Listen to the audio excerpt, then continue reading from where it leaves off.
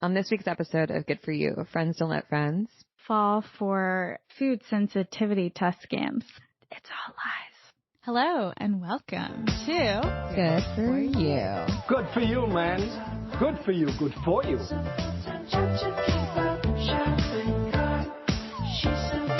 Good For You, a podcast about the things we ghosted, the purchases that haunt us, and the best products, services, and industry happenings in the wellness, well-being, and spiritual space. We're going to give you a healthy little dose of fun. We're going to talk about the things that are happening in pop culture, the ones that got away, the things in our cart that are haunting us or ghosting us, our strong opinions that are loosely held. We like to call this the Grex. The group text. The group text in your ear. So come say hello. Join us in the audio Grex, where friends don't let friends get scammed.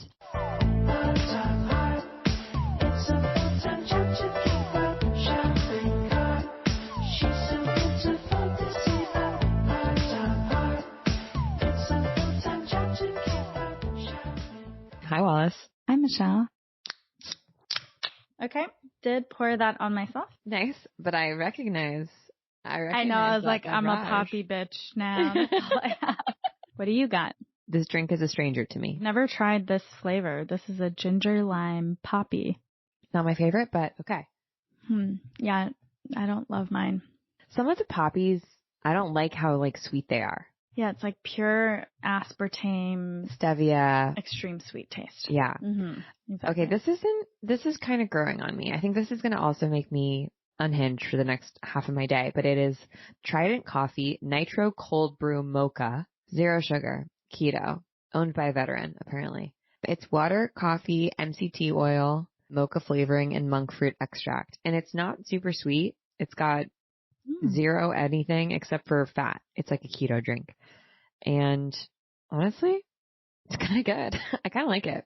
You can do no wrong when you add more fat.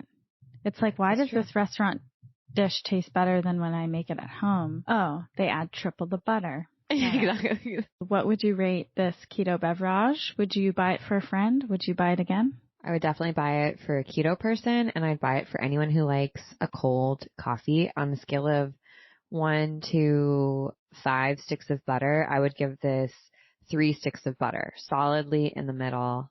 However, probably I could make this at home. On a scale of 1 to 5 limes, how many limes would you give your Poppi drink? 2 out of 5 limes. Tough crowd. A lot of the Poppies are real sweet with the stevia. Yeah, they have an aftertaste. Mm-hmm. They do. You know what else has an aftertaste? I don't know. What? Tell me. I'm always trying to make transitions that don't work. Today's topic is, what causes a bitter taste in mouth? You know what else has an aftertaste? Trying to get a reservation to a restaurant 3 weeks out and you can't. That has a bad taste in my mouth. Wait, which restaurant did you try to get into that didn't allow you? No. That sounds like I was denied at the door. Which thankfully that's not the case. Right now, to go to many, many restaurants in, I would say, lower Manhattan at least, you cannot get a reservation 1 month out between 6 and 9:30 p.m. That makes me mad because I just simply would forget about your restaurant. I'm never going to it. I'm sorry if I can't get a reservation within a month. That's crazy. Well, clearly they're not suffering because people are going. So they don't care if we don't show up because they'll be busy. But what Josh and I have started to do is only walk up to places and put our name down and not reserve. And then he was like, you know what I'm going to do? I'm going to call Amex because Amex bought Resi and see what I can get.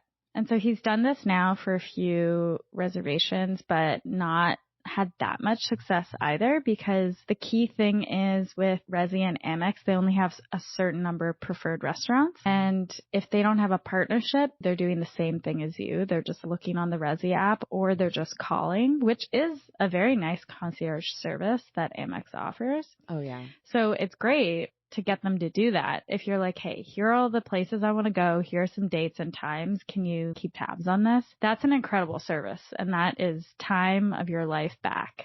That is what ChatGPT should be used for. I know. But okay, here's the thing that's happening, which relates to our Good for Who conversation for this week's episode. So there's one level of exclusivity with Amex.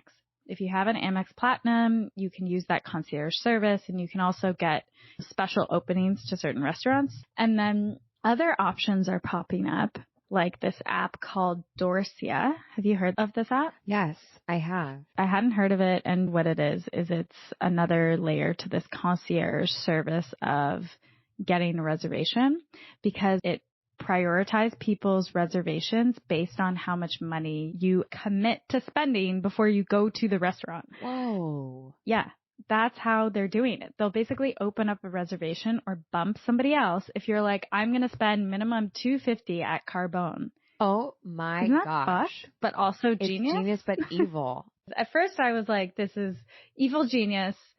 And maybe we need an evil genius category because I was like, this pisses me off, but is so smart.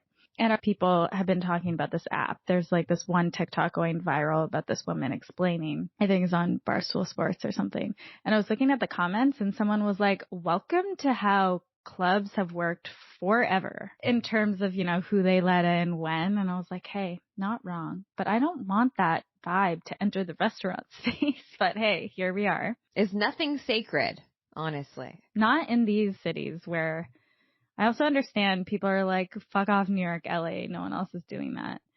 But I feel like in busy cities, if there is a restaurant that is on someone's radar because of TikTok or Instagram Reels, everyone learns about it, and everybody going to visit that city who is a tourist is also now trying to get a reservation. And in a lot of these cities, that's all the time. So this guy actually got busted recently for basically scalping tickets on Talk. Yes. You know that other reservation site? It's almost more exclusive. Oh. Well, this guy was amassing reservations at Michelin star restaurants through Talk. And then on this app that is based in China called Little Red Book, he was reselling these top reservations and making, I don't know, over $700 per booking, like crazy shit. So this whole space of the monetization of the reservation complex. We need something to disrupt the reservation space. I mean, wasn't it Petit Trois that does tickets? They only have a certain number of tickets a night. Oh yeah, that's and it's cool. Like a lottery, basically. You don't have to pay for it, or maybe you do. I don't remember. It goes towards your meal. Yes, I think those are fair systems. And also a lot of restaurants are just like no reservations, which I think really is interesting depending on what type of restaurant you are and where you are in a city. Because I think that does curate a more local crowd, which is nice if that's what you're looking for. But I feel like this is similar to what's happening with all of the concert ticketing services, where people are paying $1,400 for nosebleed tickets to Taylor Swift. Listen, it's crazy. You have to play with fire. Can I tell you our strategy for Taylor Swift tickets? Please do tell. So my sister-in-law Callie, and me, we all tried to get Taylor Swift tickets independently. We all got denied. I'm a Capital One preferred member. I was supposed to be able to get tickets early. No, didn't happen. How the audacity. You? We had backup cities. We were like, okay, we'll try Seattle, then we'll try New York, then we'll try LA. We got rejected for every single one. Couldn't even find 3 seats together. I'm not talking about like, oh, that was too expensive. It was just, we couldn't find 3 seats together. So we've been watching how all the tickets are going out, and basically the day of the concert, the prices drop like dramatically from $700 to like $250 a seat. Because people are like, wait, I didn't sell this extremely overpriced ticket. Now I need to at least make some money. And I think like the scalpers are worried about getting in trouble. The people who bought like tons of tickets with the thought of reselling them. So they're just letting them all go the day of the concert or the day before. So we're going to play with fire. They're going to come down to LA. We're going to plan on going to one of her 5 concerts and getting tickets and like buying the tickets the same day, basically.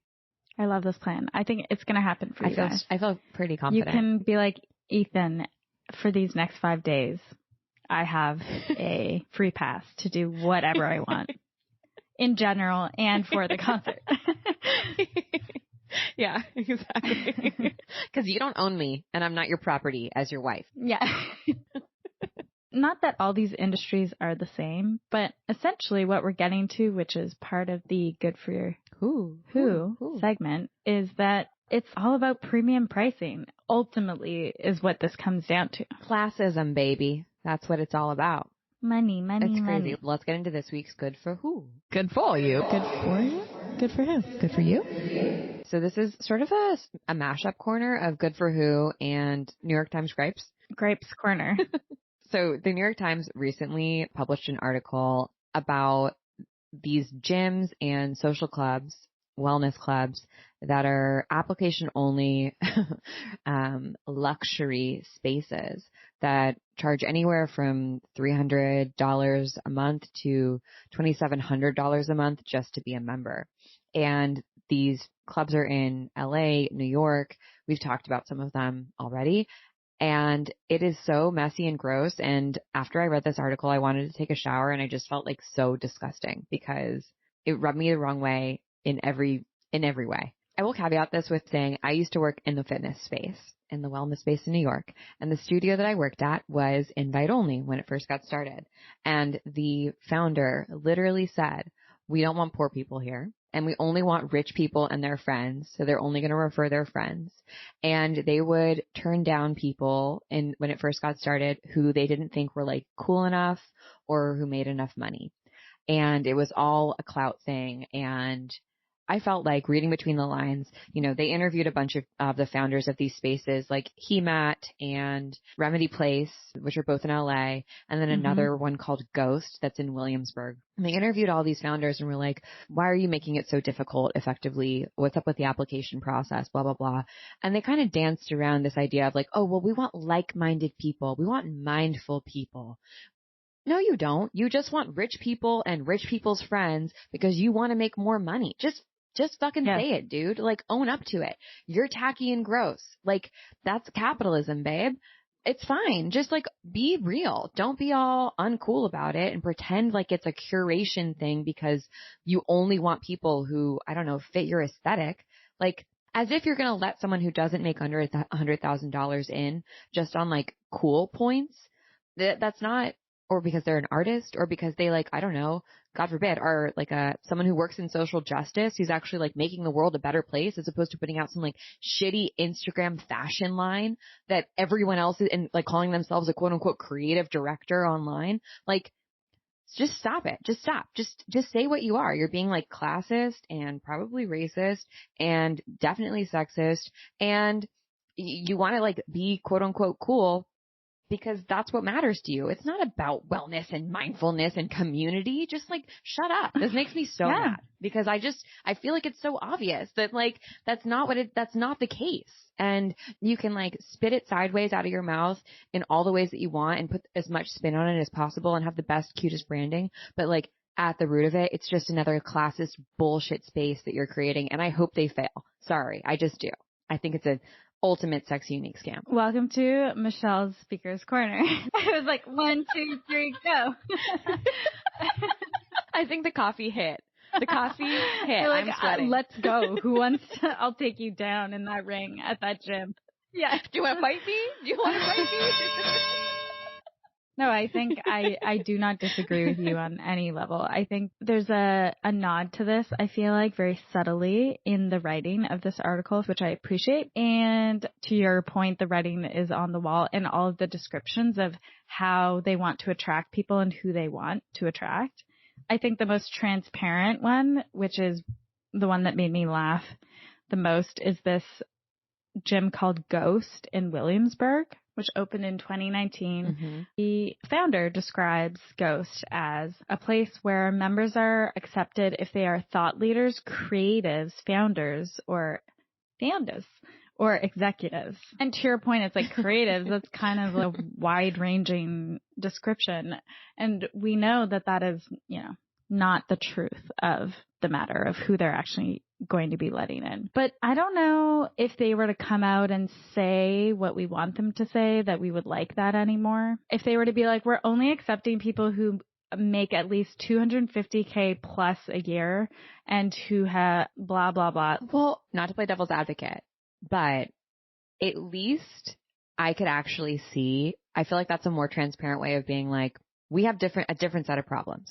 Oh, you make $250K a year? Like, we could probably talk about this using the same account. Totally. And like, I might sell my business Yes. to you, right? Or whatever. Like, hiding behind like quote unquote community, this like soft terminology to me is gross because it seems more like aligning with people because of class as opposed to, and class in term, I don't know. I was going to say similar circumstances and like experiences, but I think the like main issue here, right? Or the thing that's skeevy is exclusive application only.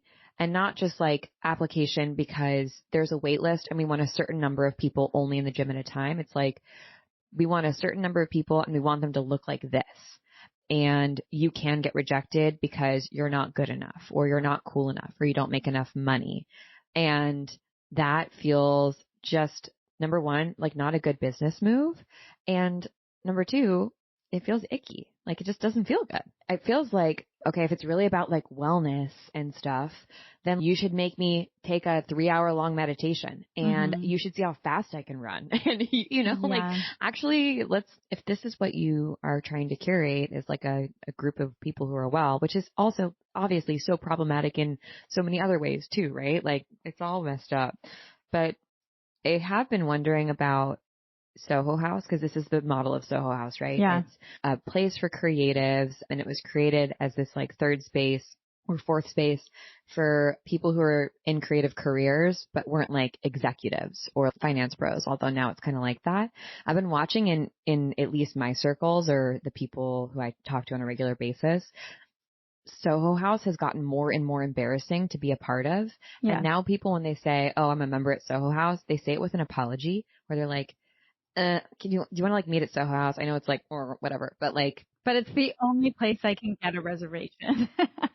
Yeah, right. That's true. Right. Or like we can like have a coffee there and like they have good Wi-Fi and you can come work for a little bit. It's so interesting because I remember joining Soho House in downtown LA and getting kind of like recruited for it. And some of my friends got recruited for it and thinking like, this is so weird that they want us here. And it's like, it is a little embarrassing. There's something about it that's like a little embarrassing or cringe. And I'm curious to see, I don't know, there's something about like, it's almost like a little desperate. It feels to me to like want to be a member at these places. Do you get what I'm saying? Yeah, I think there's twofold. I think one, people think Soho House is cringe now because it is also available in a certain way to the masses. So it's actually more accessible and the more accessible it's become, the more cringe it's become. Right. Which is one side of it. But then there is the other side of cringe of, oh, I know you're paying, let's say, this amount for a membership and I'm judging you for that. Right. Right. There's different sides to why it's cringe. But what they talk about in this article, the social wellness club. So a huge component of these quote unquote wellness clubs is this social component. Right. Or supposed to be. Yeah. In LA, there's that place HEMAT and there's Remedy Place, which a membership there is $2,600 a month or something around there. I'm just like, that is so. I'm like, literally that's rent. So obviously this is for a very exclusive people, which the founder I've seen talk a lot about how he's curating for actors and artists. So LA, New York makes sense for those people who want to be in spaces that are exclusive because they're not going to be bothered. It's more private and they have access to these very exclusive treatments. But the thing is that as a business model doesn't work because guess what? You can book every single thing from Remedy Place a la carte if you want. You get like a slight discount if you're a member and you get, we learned this the hard way, you can get kicked out of a spot if a member wants it, but still like, that's clearly not working for them, just capping it to their members because they've opened everything up to the general public. So they're still relying on like, regular plebeians like you and me to make their money. Well, also their plan, I read somewhere, is to expand beyond Soho House and beyond Equinox. So we'll see how that scaling goes. I'm thinking out loud because when we were talking about this before, we were both kind of saying like, who really wants to go to a gym, have a place that's their gym and like their spa treatment place, but also their like co-working place? Realistically, do you go and you spend an entire day doing those three things, or do you want to do all three of those things at the same place? Does that really truly make sense? Or do you want like the best co-working space to be your co-working space and then go to the best spa, which is a separate thing? Mm-hmm. I think it brings us back to the beginning of the circle, which is there anything necessarily inherently wrong with wanting to be connected to a certain group of people who are like you? And I think for you and me, these are not necessarily the types of people we want to be connected to. So it's tough. It's tough to get a boner up for HEMAT or for Remedy Place without, like, I actually think the concepts are so cool of these places where you can kind of do a lot and walk in and have a good time with your friends. We were going to go as a team together, but I just don't like the exclusive, like, wellness is exclusive enough. Like, I guess that's my rep is like, the number of people who want to do this in and of itself is already like pretty small. I'm not going to lie. If they were affordable, I would be down to take part. But at this point, there are many places that are offering accessible options for co-working, wellness, and social opportunity. And maybe that's part of the point, is that these things will always be exclusive and remain exclusive because they're supposed to be clubs. Yeah. And it's a turnoff for us and a total turn on for other people. They want it to be exclusive. It's just like it's just like a club. It is a club. An instance club. To the point of that person's comment on the TikTok, this is how clubs have been operating forever. Truth and time tell all, as Justin Bobby said on the Hills. And we'll see if these platforms, if these communities, if these spaces survive, because like nothing's new, especially nothing's new in wellness. And this isn't the first time that someone's tried to create a really expensive club that you have to join and be rich in order to join. So let's see if they survive. And for those of us that aren't into it, we don't have to participate in it. Who's it good for? Rich people everywhere. This is not good for wellness industry. Good news for rich people. It's another great day to be a rich person. Oh my God, horrible. You know what I would like? I would like an affordable sauna place to open up near all of us, because I think we could all benefit from some social sauna time. Number one sauna proponent right here, Wallace Miller Blanchard. That you're the sauna lobbyist, and I love that. Sauna business. Yeah. Well, speaking of going from the most exclusive, trying to make wellness more exclusive and I would say objectively shittier, to making wellness more inclusive, more accessible, more available, more delicious. So that's right. We got to talk to the co-founder of Alice Mushrooms, Charlotte Cruz, and she was amazing.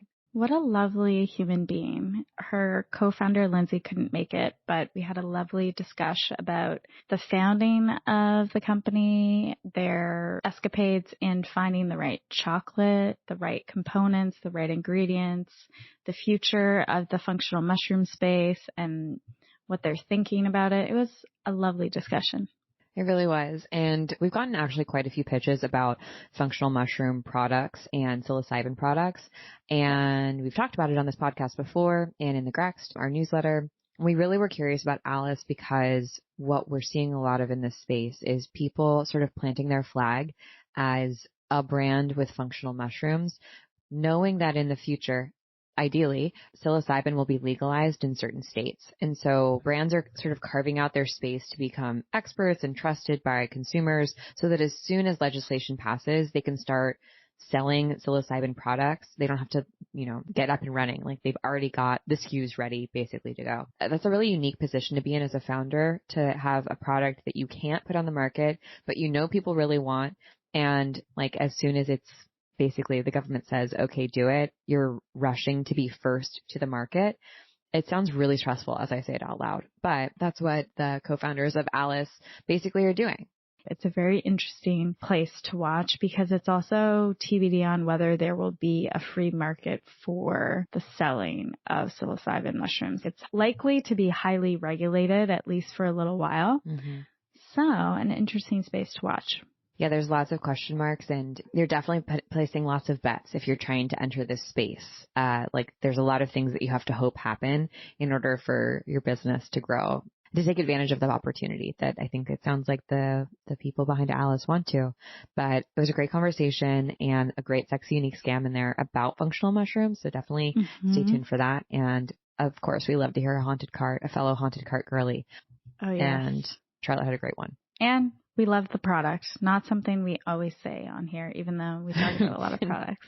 It's true. We actually legit liked it a lot. It tasted delicious. So, without further ado, here is Charlotte. Charlotte, we are big fans and we are really excited to be talking to you today and to be talking about this space and what's happening at Alice, but also in the functional mushroom space. So welcome to Good For You. Thank you. I could not be more excited to be here. Thank you for having me. We're obsessed with Alice. We're obsessed with chocolate. We're obsessed with mushrooms. So when we found your product, which honestly landed on my doorstep, I think by way of my partner, I was elated. So excited. And we mentioned this before, but I totally thought that there were psilocybin mushrooms inside of Alice chocolate. So I was abstaining from them for a while because I'm breastfeeding. And then once I found out that right now they're functional mushrooms, no psilocybin, it was all holds barred, started taking them and passed them out to the team and everyone loved them. I'm so glad to hear that. And congratulations on the new addition to your family. Thank you. It's very exciting, but really does cut into the drug situation. You know, you can't do a lot of fun things when you're breastfeeding. You can't take retinol. You can't microdose, but it's all good. It's worth it for now. I mean, that's one of the funny things I feel like about this space too, whether it's functional or psychedelic. I think a lot of the products, especially chocolate, doesn't taste very good. Yeah. So when we tried Alice, we were like, this is actually tasty. How did you guys go about figuring out the chocolate formulation? It took years and a lot of trial and error. Honestly, chocolate is a very fickle friend to have. It's a really hard medium to work with, but that's kind of what makes it so rewarding, I think, because you're totally right. We looked at the market and Lindsay, my partner, and I, we saw all of these functional mushroom products and we really wanted to get the benefits, but everything just kind of tasted bad, for lack of a better way to say it, and required a lot of work and effort. So we were like, okay, how can we make this ready to eat, easy, and also delicious? And chocolate was the answer to that. But then it became, okay, what can we put in chocolate? How can we formulate this? And how can we get it in a serving size that feels manageable? Because chocolate, you know, this is getting into kind of the weeds with it, but you can't mix chocolate with liquids. So any supplement or additive that you're going to have that's a liquid won't work because the chocolate will seize up. So you can only mix things in with it that are powders. And that's important to us because we formulated with functional mushrooms and other fast-acting nootropics and herbal supplements, because functional mushrooms, this is another question, but they don't work instantly. You have to take a medicinal amount daily for about 3 weeks to start to get the benefits. But we wanted instant gratification. So we added in other fast-acting ingredients so that you have that instant kick. So that was a big part of the formulation process, is kind of the Goldilocks approach with that. But in terms of taste, it just came down to, we started nailing the feeling, which we did with a team of biochemists, homeopathic doctors, and professional formulators. And went through a ton of iterations there. And then once we felt like we were in a good spot, we took it to our manufacturers who are 5th generation chocolatiers and started spending a lot of time at the chocolate factory, doing a lot of trial and error, honestly, and mixing things up and working with cacao butter and chocolate and coconut oil and kind of getting everything right. I mean, it took about 2 years. Where do you guys source from? We use Belgian chocolate, so it's in that Belgian style. So it feels really decadent. It's like velvety, yeah. Velvety, yeah. When you said dosing, you brought me back into my recessed memory. I worked for a while as a nutritionist and I helped formulate a nootropic smoothie product that had a lot of VC backing, ended up failing miserably because it was so hard for them to get a good tasting smoothie and put in the appropriate amount of adaptogens like maca or rhodiola in order to actually have benefits. Has that been and like Wallace said, the Alice chocolate tastes so good. Has it been a tough road trying to make sure that you get the right flavor? 1000%. Yeah. I mean, it took us 2 years. So it was no small feat. And honestly, it was literally us getting samples, and our manufacturer used to send us, before we had our mold that you see the chocolates come in, where they're in those cute bars with the mushroom imprint. They would send us these little like dollop circles of chocolate. Yeah. Like literally little discs, in right? Ziploc. Yeah. In Ziploc baggies. And they would be labeled with like nightcap, X variation on the formulation, all the different things.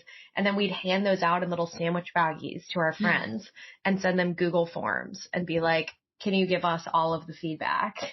Wow. So it was wild, it just took a lot of trial and error, and like very much that Goldilocks approach of like a little bit more of this, a little less of that, because it's really hard to make a lot of this stuff taste good. Yeah. To get things started, did you guys raise money at all? How did you guys fund the launch of the brand? We had a pre-seed investment that Lindsay got before we met that was just a kind of a little Kickstarter amount of money so that we could pay the formulators and get some initial branding off the ground. And then once we realized, okay, we've got something pretty special, we opened up a seed round that is closing right now.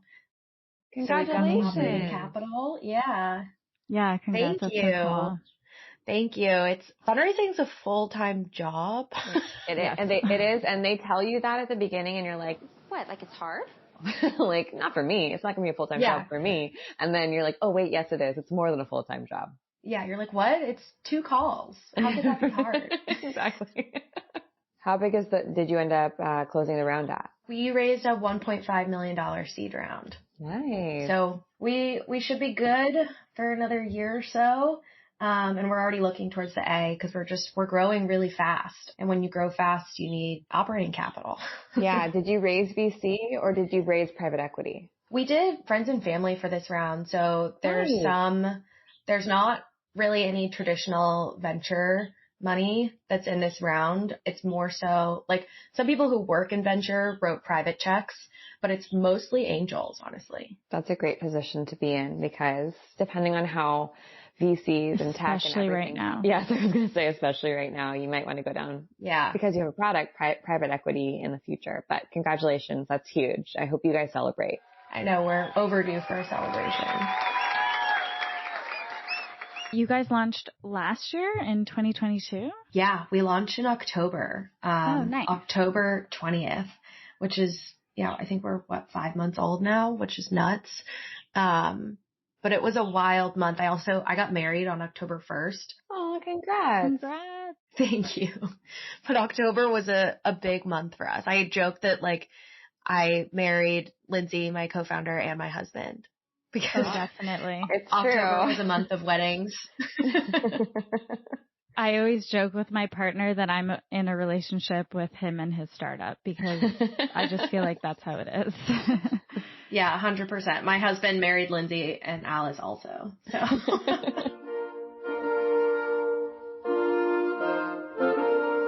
We have been in this space reviewing products for a while on Good For You. Our audience are wellness hype beasts is what we like to call them because that's who we are, meaning we're sort of super consumers in the wellness space. And we've been clocking psychedelics and psilocybin as a product and as a category growing obviously quite a bit in the last 2 years.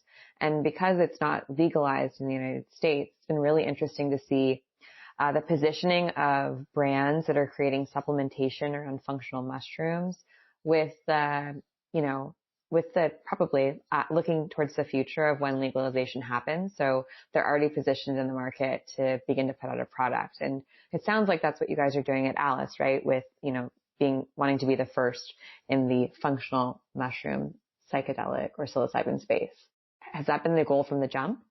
It's been a dual goal from the jump, right? Like we wanted to educate people about mushrooms as a whole because I think mushrooms, there's still a lot of mycophobia in this country or in this world, honestly. Like you still find people who when they see a mushroom out, they're like, kick it so that it dies. And we wanted to fully turn that on its head. And so the first tier of that, right, is giving people functional mushrooms in an accessible way that they can feel safe taking and that they can feel educated about. And so we have a huge responsibility, we believe, to educate people about what functional mushrooms are and why they're so special and what gives them the ability to make these amazing impacts that they can on your health. And then I think through doing that, our hope is to soften and eventually eliminate the stigma around psychedelics. Because I think the more people that you can bring into the fold, the more that they're going to feel like, okay, I took this functional mushroom product.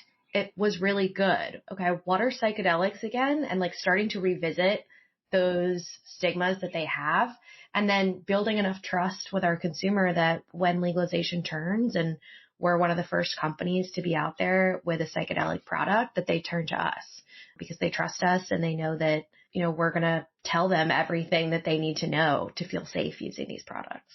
Yeah, just thinking about like the business plan, and you just raised money, so you're looking towards your product roadmap in the future. It's probably what you have to present to your investors. Does that add a layer of complication because you have no idea when legalization is going to happen? It's happening on a state-by-state basis at this point. Like, do you have a backup plan in case it never happens or it happens in like 5 years? What does that look like on your guys' end? Yeah. I mean, we don't even run projections around what the psychedelic market could look like because it is so fugazi, you know, like nobody knows. Everyone is just sitting, waiting, watching. And we have an emerging medicine business attorney and we're watching everything really tightly and we're getting ourselves set up for a plug and play, but it would be a fool's errand to put projections to that, you know? So, I don't even want to call it a backup plan. Like our functional mushroom business is so important and we're investing a lot into new product lines with functional mushroom chocolates also. Cool. And we're already formulating new blends and we have so many different functional products that we want to make. So, obviously we want psychedelic legalization to go through and we're really excited about it. But if it never happens, we're going to be just fine, as a business, not as a society, but as a business, we'll be fine. On a personal level, I will not be fine, but as a business, good. Yeah, exactly. What other products do you guys have like dreams about? We just started formulating an aphrodisiac chocolate, which is for him and for her, which we're really excited about because as I'm coming to learn, I think the more I look into this is that there's no one size fits all, especially across genders for sexual health and the supplements that help it. So we're doing specific formulations, one for him and one for her. And so we just started that process. So we're about to start getting the little chocolate pellets delivered to us to test out. And then, down the line, we have so many ideas. There's so many different functional mushrooms that are good for different things. And then, like I mentioned, we formulate our products with other nootropics and herbal supplements. So the world's very much our oyster. I remember, I think this was maybe earlier on when Moon Juice started or Amanda Chantal Bacon in LA started to talk about functional mushrooms.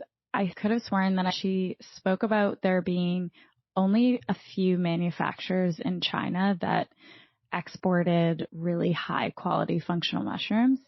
Is that true in your experience? My experience is that right now, and I think the market's probably changed a lot over the past few years as interest has grown.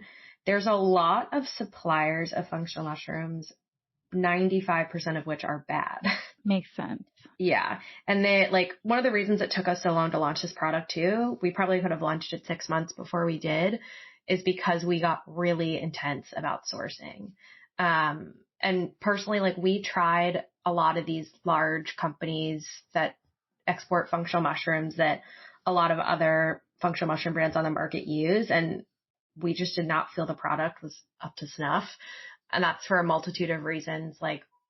One, we only use fruiting body extract, and a little education on what that means is, the fruiting body is the part of the mushroom that you see growing above ground, or if you want to use an analogy that I like, it's like the apple on an apple tree.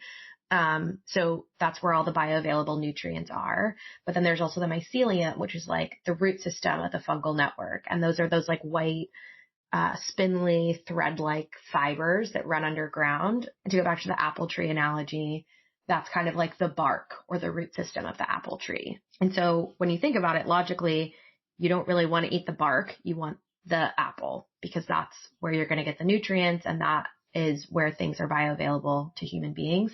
And that's also just where the nutrient density is. So a lot of companies actually use mycelium along with the fruiting body extract in their products.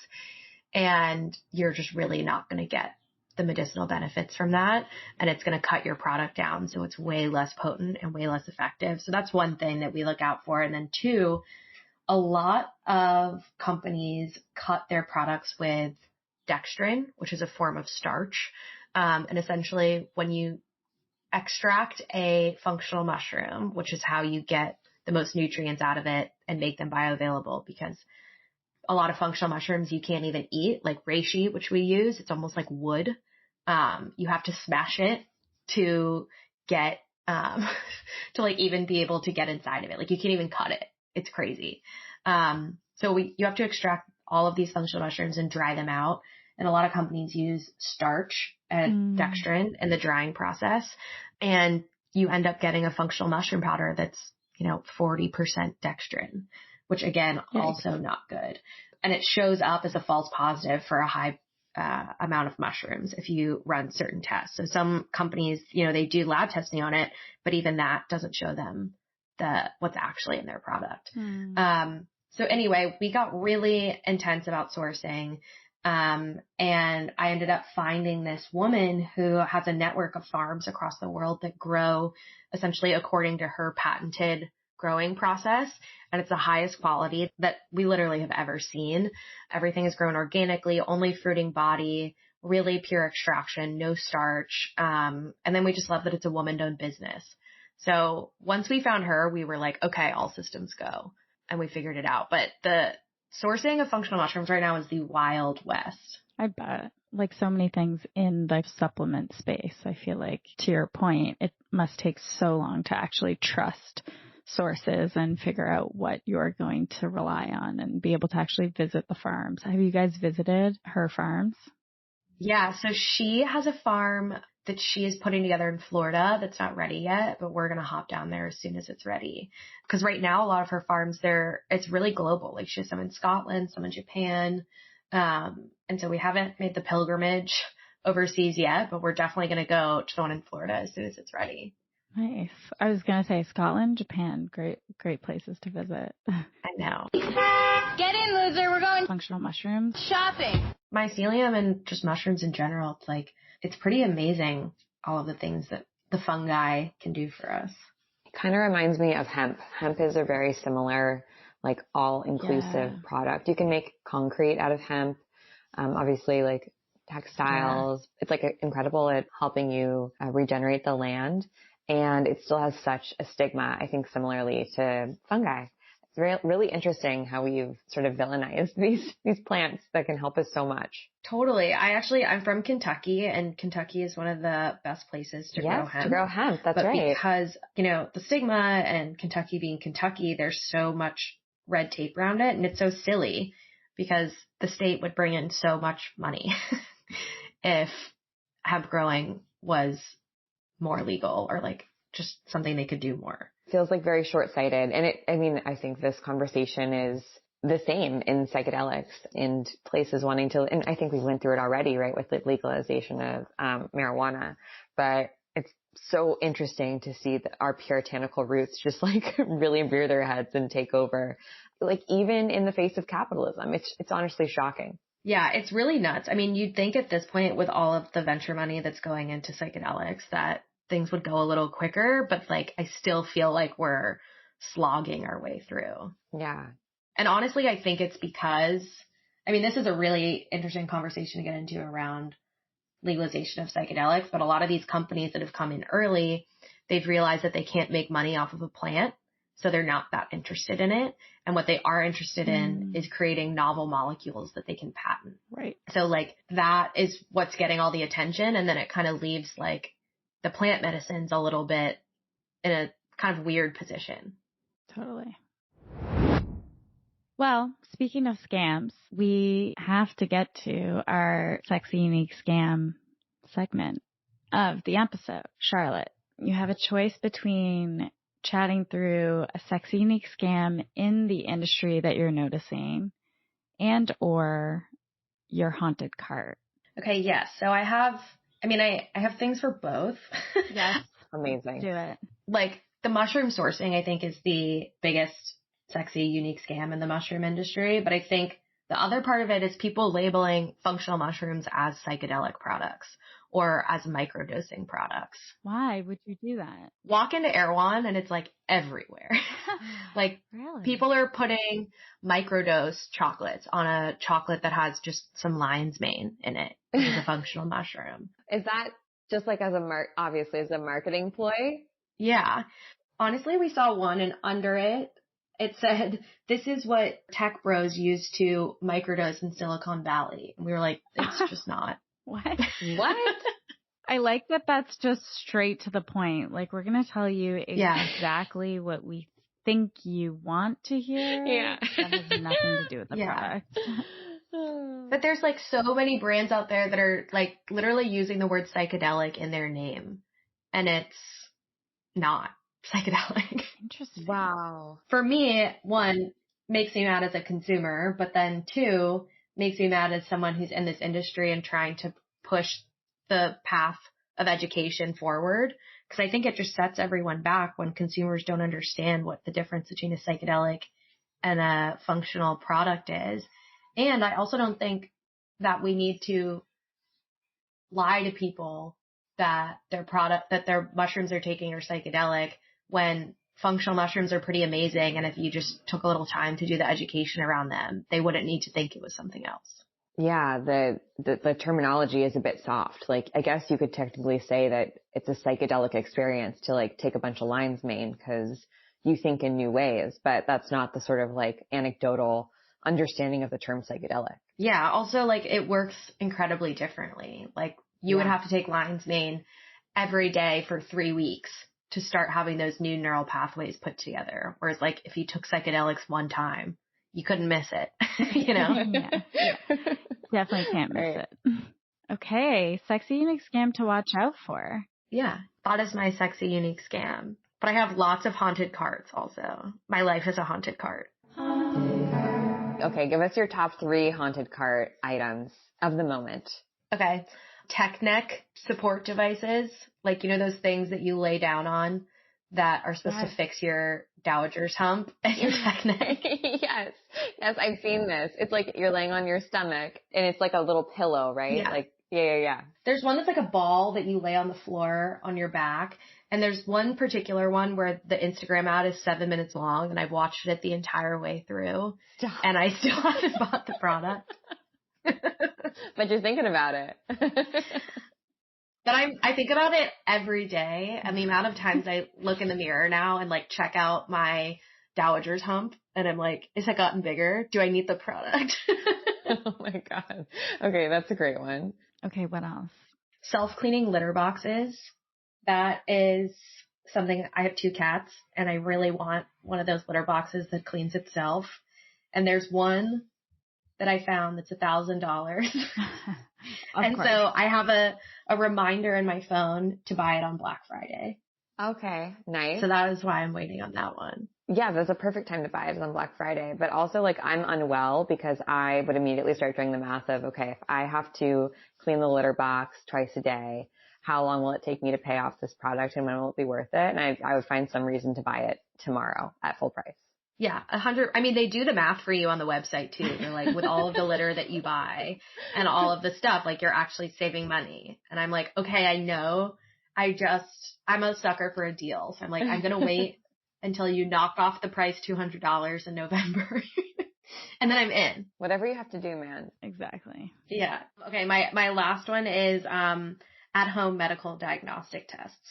I think about them every day. Like, I want to get those ones where you do the blood test at home and it tells you all the things you're allergic to, but I can't bring myself to buy it because I don't trust myself to, one, take my blood correctly And 2, I feel like I need doctors to coddle me, and I can't trust myself to do it on my own.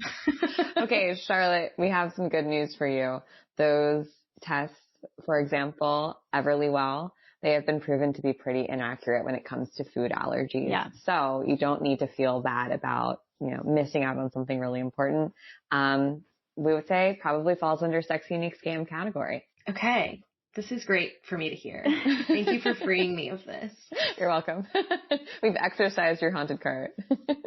Apparently the hormone, like the saliva ones, are a little bit more accurate, but generally all of the food sensitivity ones, there's like no consistency and accuracy whatsoever. But they're so tempting. I mean, their Instagram advertising is so good. Like, they get so much user-generated content, and everyone seems like their life has changed from this one simple test. That is also a great harbinger for a sexy, unique scam. Yep. Yeah, 100%. Well, Charlotte, thank you so much for, number 1, giving us your sexy, unique scam. Number 2, that amazing haunted cart. And number 3, creating Alice mushrooms. I truly am counting down until legalization because I can't wait to microdose with them every single day. Where can people find Alice mushrooms in the meantime while we're waiting with bated breath for, our local governments to get their shit together? Yes. Well, thank you. I too look forward to that day. We are selling for the most part online right now, www.alicemushrooms.com. You can also find us on Instagram at alice.mushrooms. And then we're popping up in a lot of stores. So we have a store locator on our website that you can check out if you want to shop in person. But we're around. We're in LA and New York and Dallas and Houston and expanding pretty quickly. So if you don't see us in a store you like, you should tell me and I'll reach out to them. I'm about to go to the Alchemist Kitchen after this, pick up some more this afternoon. Amazing. Well done and congratulations on the launch, and we can't wait to see what comes next. Thank you so much. Thank you for having me. This is so fun. We're huge fans. Okay. Thanks for listening. If you like the pod, it really helps us if you rate, review, and subscribe on Apple Podcasts or on Spotify. We so appreciate it. And thank you from the bottom of our shopping carts. Don't change. Or do. Have a great summer. And we will see you next week. Bye. Bye. Good For You is produced by yours truly, Wallace Miller Blanchard. Our theme song is by Parallel Dance Ensemble, and our wonderful editing is done by Softer Sound Studio, who you can find more information about at the link in our show notes.